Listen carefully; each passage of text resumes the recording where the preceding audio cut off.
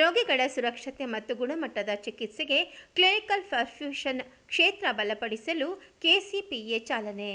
ಕರ್ನಾಟಕದಾದ್ಯಂತ ಕ್ಲಿನಿಕಲ್ ಪರ್ಫ್ಯೂಷನಿಸ್ಟ್ಗಳನ್ನು ಒಂದೇ ವೇದಿಕೆಯಡಿ ಒಗ್ಗೂಡಿಸಿ ವೃತ್ತಿಪರ ಗುಣಮಟ್ಟ, ಶಿಕ್ಷಣ, ಸಂಶೋಧನೆ ಹಾಗೂ ರೋಗಿಗಳ ಸುರಕ್ಷತೆಯನ್ನು ಮತ್ತಷ್ಟು ಬಲಪಡಿಸುವ ಉದ್ದೇಶದಿಂದ ಕರ್ನಾಟಕ ಕ್ಲಿನಿಕಲ್ ಪರ್ಫ್ಯೂಷನಿಸ್ಟ್ ಅಸೋಸಿಯೇಷನ್ ಅನ್ನು ಬೆಂಗಳೂರಿನಲ್ಲಿ ಅಧಿಕೃತವಾಗಿ ಉದ್ಘಾಟಿಸಲಾಯಿತು. ಇದೇ ಸಂದರ್ಭದಲ್ಲಿ ಕ್ಲಿನಿಕಲ್ ಪರ್ಫ್ಯೂಷನಿಸ್ಟ್ ಪುಸ್ತಕವನ್ನು ಬಿಡುಗಡೆ ಮಾಡಲಾಯಿತು. ಕಾರ್ಯಕ್ರಮಕ್ಕೆ ಪದ್ಮಶ್ರೀ ಡಾಕ್ಟರ್ ಸಿ.ಎನ್. ಮಂಜುನಾಥ್ ಸಂಸದರು ಮುಖ್ಯ ಅತಿಥಿಯಾಗಿ ಆಗಮಿಸಿದ್ದರು.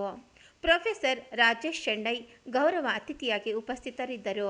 ಕಾರ್ಯಕ್ರಮದಲ್ಲಿ ಹಿರಿಯ ಕ್ಲಿನಿಕಲ್ ಪರ್ಫ್ಯೂಷನಿಸ್ಟ್ಗಳು, ವೈದ್ಯಕೀಯ ಕ್ಷೇತ್ರದ ಗಣ್ಯರು ಹಾಗೂ ಸಂಬಂಧಿತ ಆರೋಗ್ಯ ಕ್ಷೇತ್ರದ ಪ್ರತಿನಿಧಿಗಳು ಭಾಗವಹಿಸಿದ್ದರು. ಕಾರ್ಯಕ್ರಮದಲ್ಲಿ ಕೆಸಿಪಿಎ ವೈಜ್ಞಾನಿಕ ಸಮಿತಿ ಸದಸ್ಯರಾದ ಶ್ರೀ ಮದನ್ ಕುಮಾರ್, ಕೆಸಿಪಿಎ ಅಧ್ಯಕ್ಷರಾದ ಶ್ರೀ ಕೃಷ್ಣ ಪ್ರಸಾದ್ ಟಿಎಚ್, ಕೆಸಿಪಿಎ ಪ್ರಧಾನ ಕಾರ್ಯದರ್ಶಿ ಶ್ರೀ ಗೋಪು ಸಭಾಪತಿ, ಕೆಸಿಪಿಎ ಜಂಟಿ ಕಾರ್ಯದರ್ಶಿ ಶ್ರೀ ಜಾನ್ ಪೀಟರ್ ಫ್ಯಾಟ್ರಿಕ್, ಹೈಸೆಟ್ ಪ್ರಧಾನ ಕಾರ್ಯದರ್ಶಿ ಶ್ರೀ ಲೋಕನಾಥ್ ತಿವಾರಿ ಹಾಗೂ ಕೆಸಿಪಿಎ ಕಾರ್ಯಕಾರಿ ಸಮಿತಿ ಸದಸ್ಯರಾದ ಶ್ರೀ ತೇಜಸ್ ಮಂಜು ಉಪಸ್ಥಿತರಿದ್ದರು. ಇವತ್ತು Karnataka clinical perfusion technologist association ಇವತ್ತು ಅದರದ್ದು ಸೆಮಿನಾರು ಮತ್ತು ಅದಕ್ಕೆ ಸಂಬಂಧಪಟ್ಟ ಲೆಕ್ಚರ್ಸು ಪ್ರೋಗ್ರಾಮ್ ಇಲ್ಲಿ ಹಮ್ಮಿಕೊಂಡಿದ್ದಾರೆ. ಪರ್ಫ್ಯೂಷನಿಸ್ಟ್ ಅಂದರೆ ಏನು ಅಂದರೆ ಓಪನ್ ಹಾರ್ಟ್ ಸರ್ಜರಿ ಮಾಡತಕ್ಕಂಥ ಸಂದರ್ಭದಲ್ಲಿ ಹೃದಯದ ಬಡಿತವನ್ನು ನಿಲ್ಲಿಸಬೇಕು. ಆಗ ನಮ್ಮ ಶರೀರದಲ್ಲಿ ಇರತಕ್ಕಂಥ ಎಲ್ಲ ರಕ್ತವನ್ನು ಒಂದು ಹಾರ್ಟ್ ಲಂಗ್ ಮಿಷಿನ್ಗೆ ವರ್ಗಾವಣೆ ಮಾಡಲಾಗುತ್ತೆ. ಅದು ಹಾರ್ಟ್ ಲಂಗ್ ಮಿಷಿನ್ನಲ್ಲೇ ಸುತ್ತಾ ಇರುತ್ತೆ. ಹೃದಯ ಸ್ಟಾಪ್ ಆಗಿರತಕ್ಕಂಥ ಹೃದಯವನ್ನು ಹಾರ್ಟ್ ಸರ್ಜನ್ಸು ಸರ್ ಮಾಡ್ತಾ ಇರ್ತಾರೆ. ಅದು ಬೈಪಾಸ್ ಆಗ್ಬೋದು ಅಥವಾ ಕವಾಟ ಬದಲಾವಣೆ ಆಗ್ಬೋದು, ಹೃದಯದಲ್ಲಿ ಇರತಕ್ಕಂಥ ರಂಧ್ರವನ್ನು. ಯಾಕೆಂದರೆ ನೀವು ಹೃದಯ ಬಡಿತಾ ಇದ್ದರೆ ಈಗ ಹೃದಯ ಬಡಿತಾ ಇದ್ದಾಗಲೂ ಆಪ್ರೇಷನ್ ಮಾಡ್ಬೋದು. ಅದು ಕೆಲವಿದೆ ಇವಾಗ ಬೀಟಿಂಗ್ ಹಾರ್ಟ್ ಸರ್ಜರಿ ಅಂತ. ಆದರೆ ಸುಮಾರು ಓಪನ್ ಹಾರ್ಟ್ ಸರ್ಜರಿ ಮಾಡುವಾಗ ಹೃದಯದ ಬಡಿತವನ್ನೇ ನಿಲ್ಲಿಸಬೇಕಾಗತ್ತೆ.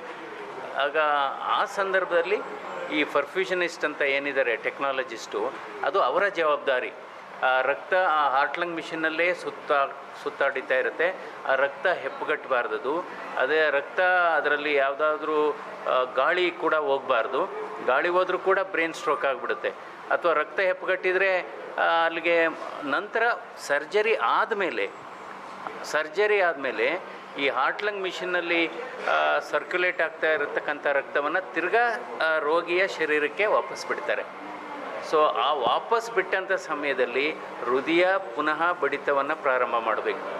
ಅದೇನಾದರೂ ಹೃದಯ ಬಡಿತ ಬರದೇ ಇದ್ದರೆ ಅಲ್ಲಿಗೆ ರೋಗಿ ಇಲ್ಲ ಅಂತ ಅರ್ಥ. ಅದಕ್ಕೋಸ್ಕರ ಈ ಪರ್ಫ್ಯೂಷನ್ ಟೆಕ್ನಾಲಜಿ ಕೋರ್ಸ್ಗೆ ಬಹಳ ಮಹತ್ವ ಇದೆ.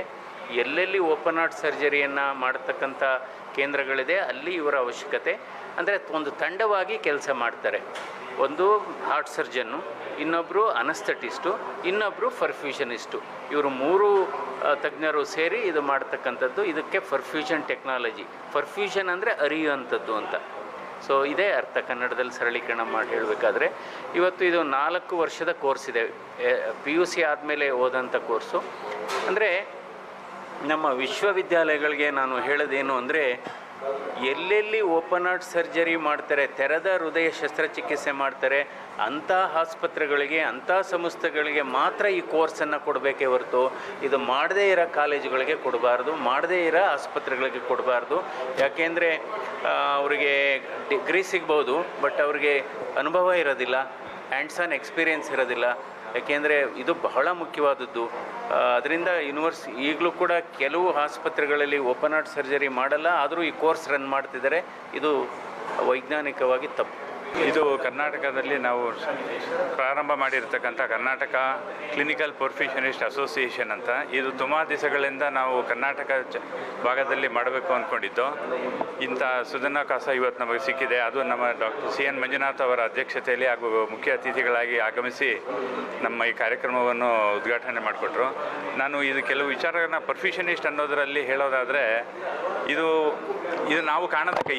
ಕಾರ್ಡಿಯಾಕ್ ಸರ್ಜರಿ ನಡೀತಿದೆ ಅನ್ನೋದಾದರೆ ಅದರಲ್ಲಿ ನಾವು ಕಾಣದ ಕೈ, ಹಿಂದೆಗಡೆ ನಾವು ಇರ್ತೀವಿ. ಅದೇನಾಗುತ್ತೆ ಅಂದರೆ ಸರ್ಜರಿ, ಓಪನ್ ಹಾರ್ಟ್ ಸರ್ಜರಿ ಮಾಡಬೇಕಾದ್ರೆ ಹಾರ್ಟ್ನ ನಾವು ಸ್ತಬ್ಧಗೊಳಿಸ್ತಾರೆ. ಈಗ ಜಸ್ಟ್ ಇಮ್ಯಾಜಿನ್ ಮಾಡಿ, ಹಾರ್ಟ್ ನಿಂತರೆ ಅವನಿಗೆ ಸರ್ಜರಿ ಹೇಗೆ ಮಾಡ್ತಾರೆ? ಸೊ ಅದ್ರ ಹಿಂದೆಗಡೆ ಯಾರಿದ್ದಾರೆ ಅಂದರೆ ಅದ್ರಗಡೆ ಪರ್ಫ್ಯೂಷನಿಸ್ಟ್ ಇರ್ತಾರೆ.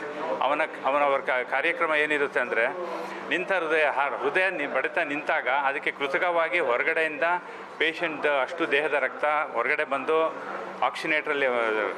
ಆಕ್ಸಿನೇಷನ್ ಆಗಿ ಮತ್ತೆ ಅದು ಇನ್ನೊಂದು ಹಾರ್ಟ್ ರೋಲರ್ ಪಂಪ್ ಅಂದರೆ ಆ ಪಂಪ್ ಹೋಗಿ ಸೊ ಮತ್ತೆ ಪೇಷಂಟ್ ದೇಹಕ್ಕೆ ಹೋಗುತ್ತೆ. ಸೊ ಅಲ್ಲಿಗೆ ಪೇಷಂಟ್ ದೇಹದಲ್ಲಿ ರಕ್ತ ಚಲನೆ ಇರೋದಿಲ್ಲ, ಉಳಿದ ಬ್ರೈನ್ ಹಾಗೂ ಕಿಡ್ನಿ ಭಾಗದಲ್ಲಿ ಸಂಚಲನ ಆಗ್ತಾ ಇರ್ತಿದೆ. ಸೊ ಅದಾಗ್ತಾ ಇರೋದ್ರಿಂದ ಪೇಷಂಟು ಜೀವಂತವಾಗಿದ್ದಾರೆ ಅಂತ. ಸೊ ಜೀವಂತವಾಗಿರೋ ಪೇಷಂಟ್ನ ಹಾರ್ಟ್ನ ಸ್ತಬ್ಧಗೊಂಡು ಸರ್ಜರಿ ಮಾಡೋ ನಮ್ಮಂಥವ್ರನ್ನ ದೇ ಕಾಲ್ ಇಟ್ ಆಸ್ ಪ್ರೊಫೆಷನಿಸ್ಟ್. ಈಗ ಇಷ್ಟು ವರ್ಷದಿಂದ ನಾವು ನ್ಯಾಷನಲ್ ಕಾನ್ಫರೆನ್ಸು, ಲೋಕಲ್ ಕಾನ್ಫರೆನ್ಸ್ ಎಲ್ಲ ಮಾಡ್ತೀವಿ. ಮತ್ತು ನಮಗಾಗಿ ಒಂದು ರಿಜಿಸ್ಟರ್ಡ್ ಅಸೋಸಿಯೇಷನ್ ಬಾಡಿ ಇರಲಿಲ್ಲ.